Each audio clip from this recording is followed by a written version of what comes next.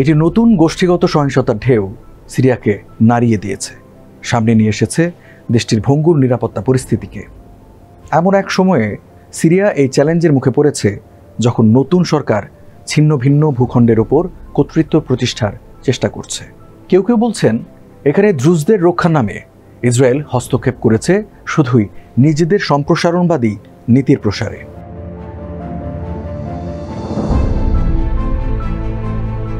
সিরিয়ায় সম্প্রতি দ্রুজ সম্প্রদায়ের এক ব্যবসায়ী অপহৃত হওয়ার খবর ছড়িয়ে পড়ে। এর জেরে 13 জুলাই দক্ষিণ সিরিয়ায় প্রাণঘাতী সংঘর্ষ শুরু হয় দ্রুজ মিলিশিয়া ও সুন্নি বেদুইন যোদ্ধাদের মধ্যে। এর মধ্যেই দ্রুজদের রক্ষা করতে 15 জুলাই সিরিয়ায় হামলা চালায় ইসরায়েল। তেল আবিব জানায় দ্রুজদের ওপর আক্রমণকারী সরকারপন্থী বাহিনীগুলোকে নির্মূল করতে চায় তারা। সিরিয়ান অবজারভেটরি ফর হিউম্যান রাইটসের মতে রবিবার থেকে সোয়েদা অঞ্চলে অন্তত 350 জন নিহত হয়েছেন। এই সোয়েদা অঞ্চল দ্রুজ সংখ্যাগরিষ্ঠ হিসেবে পরিচিত। এপ্রিল ও মে মাসে দ্রুজ যোদ্ধা এবং সিরিয়ার নতুন নিরাপত্তা বাহিনীর মধ্যে সংঘর্ষের পর সেখানে প্রথম বড় ধরনের সহিংসতা ঘটল।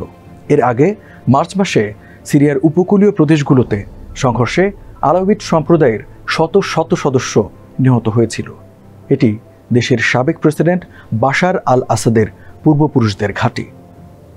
এক দশকের বেশি সময়ের গৃহযুদ্ধ এবং 2024 সালের ডিসেম্বরে ইসলামপন্থী বিদ্রোহীদের দখলে যাওয়ার পর উত্তরণের পথ খুঁজতে থাকা সিরিয়ার জন্য এই পরিস্থিতি ব্যাপক উদ্বেগের। কারণ এই সহিংসতা এবং ইসরায়েলি হামলা আবারও সিরিয়ার নিরাপত্তা ভেঙে পড়ার শঙ্কা তৈরি করেছে। যদিও একসময়ের জিহাদি এবং বর্তমান প্রেসিডেন্ট আহমেদ আল শারা সিরিয়া সংখ্যালঘুদের সুরক্ষা দেবার প্রতিশ্রুতি দিয়েছেন।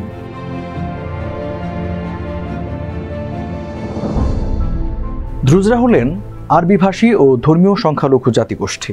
তারা মূলত সিরিয়া, লেবানন, ইসরায়েল ও ইসরায়েল অধিকৃত গোলান মালভূমি এলাকায় বসবাস করেন। শিয়া সম্প্রদায়ের এই গোষ্ঠীর মানুষদের রয়েছে স্বতন্ত্র পরিচয় ও বিশ্বাস। প্রায় 10 লাখ অনুসারীর মধ্যে অর্ধেকই বসবাস করে সিরিয়ায়। ইসরায়েলে সাধারণভাবে রাষ্ট্রের প্রতি অনুগত বলে বিবেচিত হন দ্রুজরা, কারণ তারা সেনাবাহিনীতে সেবা দিয়ে থাকেন।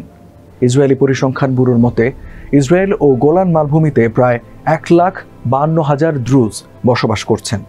তবে সিরিয়ায় তারা বরাবরই একটি ঝুঁকিপূর্ণ রাজনৈতিক অবস্থানে ছিলেন।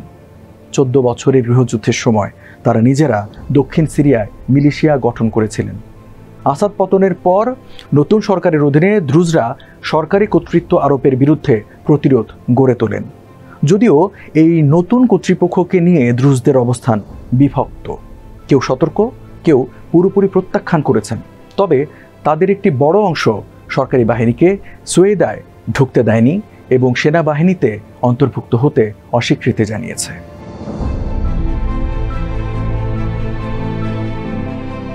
সিরিয়ান সরকার সম্প্রতি দ্রুজদের ওপর হামলার নিন্দা জানিয়েছে এবং দক্ষিণে শৃঙ্খলা ফিরিয়ে আনার প্রতিশ্রুতি দিয়েছে। তবুও সরকারি বাহিনীর হাতেই অনেক দ্রুজ নাগরিক নিহত হয়েছে বলে অভিযোগ উঠেছে। সিরিয়ান অবজারভেটরি ফর হিউম্যান রাইটসের মতে সেখানে দ্রুজদের তাৎক্ষণিক হত্যা করা হয়েছে। এসব ঘটনায় দ্রুজদের একাংশ দামেস্কের সরকারকে অবিশ্বাস করতে শুরু করেছে।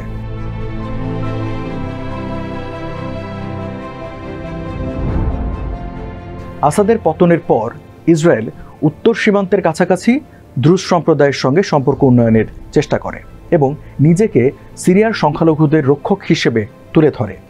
এরই ধারাবাহিকতায় ইসরায়েল সিরিয়ায় সরকারি সামরিক স্থাপনায় হামলা চালায় এবং এটিকে দ্রুজদের ওপর হামলার বিরুদ্ধে সতর্কবার্তা হিসেবে ব্যাখ্যা করে। তবে সিরিয়া ও লেবাননের কিছু দ্রুজ নেতার দাবি ইসরায়েল আসলে নিজস্ব সম্প্রসারণবাদী লক্ষ্য পূরণের জন্য এই সাম্প্রদায়িক বিভাজনকে ইন্ধন যোগাচ্ছে।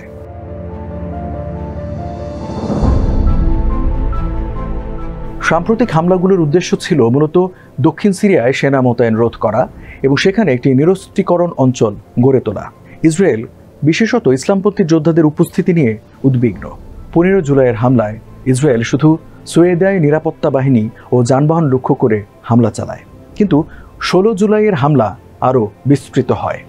ইসরায়েল দামেস্কে প্রতিরক্ষা মন্ত্রণালয় এবং সেনা সদর দপ্তরে চলে হামলা। সিরিয়া এসব হামলার তীব্র নিন্দা জানিয়েছে।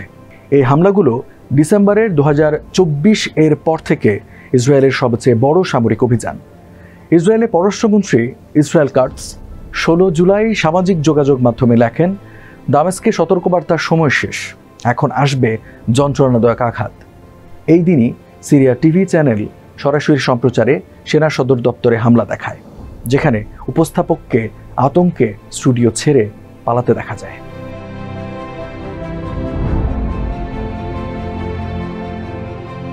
মার্কিন পররাষ্ট্রমন্ত্রী মার্কো রুবিও বলেন, আমরা এই ভয়াবহ সহিংসতা নিয়ে খুবই উদ্বিগ্ন এবং 16 জুলাই তিনি ঘোষণা করেন, আমরা কিছু নির্দিষ্ট পদক্ষেপে একমত হয়েছি, যেগুলো আজ রাতেই এই উদ্বেগজনক পরিস্থিতির অবসান ঘটাবে। আরব দেশগুলোর মধ্যে লেবানন, ইরাক, কাতার, জর্ডান, মিশর ও কুয়েত সিরিয়ার সরকারি বাহিনীর ওপর ইসরায়েলি হামলার নিন্দা করেছে। সৌদি আরবের পররাষ্ট্র মন্ত্রণালয় বলেছে, ইসরায়েলের এই হামলা সম্পূর্ণ স্পষ্ট ও দৃষ্টান্তমূলক আগ্রাসন। ইরান বলেছে, এই হামলা ছিল একেবারেই প্রত্যাশিত। আসাদ পরবর্তী সিরিয়ায় বড় প্রভাবশালী তুরস্ক হামলাকে শান্তি ও স্থিতিশীলতা অর্জনের চেষ্টার বিরুদ্ধে নাশকতামূলক কর্মকাণ্ড বলে উল্লেখ করেছে জাতিসংঘ। ইসরায়েলের এই উস্কানিমূলক হামলার তীব্র নিন্দা জানিয়েছে জাতিসংঘ মহাসচিব অ্যান্তোনিও গুতেরেস।